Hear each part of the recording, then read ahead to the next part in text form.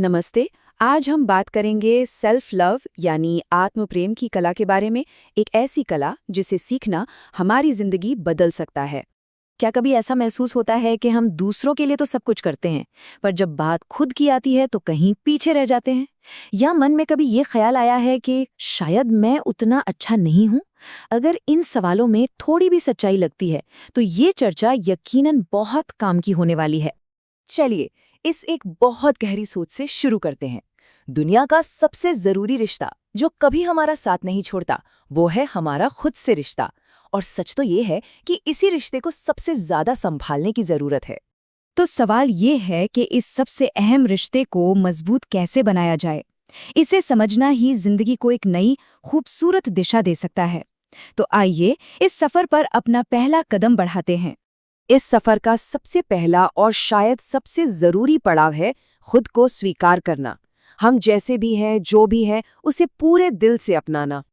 देखिए, कोई भी परफेक्ट नहीं होता, और सच कहूं तो यही खामियां, यही कमियां हमें खूबसूरत और सबसे अलग बनाती हैं। इन्हें बोझ समझने की बजाय अपनी पहचान का हिस्सा मानना चाहिए। और गलतियां, अरे वो कोई छुपाने की चीज नहीं है, बल्कि वो तो सीखने का एक बेहतरीन मौका है। हर गलती हमें एक बेहतर और समझदार इंसान बनने का मौका देती है।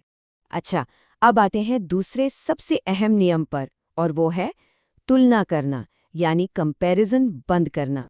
आज की इस सोशल मीडिया की दुनिया में तुलना करना शायद हमारी सबसे बड़ी गलतियों में से एक बन गया है।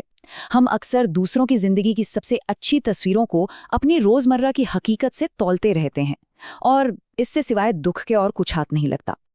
जैसा कि यहाँ दिख रहा है, एक तरफ है दूसरों की सफलता और दूसरी तरफ है हमारा अपना सफर।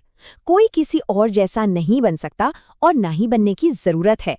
हर किसी का रास्ता और हर किसी की मंजिल बिल्कुल अपनी होती है। तो इस बात को हमेशा याद रखना चाहिए। हर कोई खास है, क्योंकि हर कोई अपने आप में यूनिक है। यही हमारी सबसे बड़ी ताकत है। हमारा तीसरा कदम शायद सबसे प्रैक्टिकल है, और वो है अपने लिए समय निकालना। इस भाग-दौड़ भरी जिंदगी में ना, हम अक्सर खुद को ही भूल जाते हैं। लेकिन हर दिन थोड़ा सा वक्त, बस थोड़ा सा वक्त खुद को देना बहुत जरूरी है।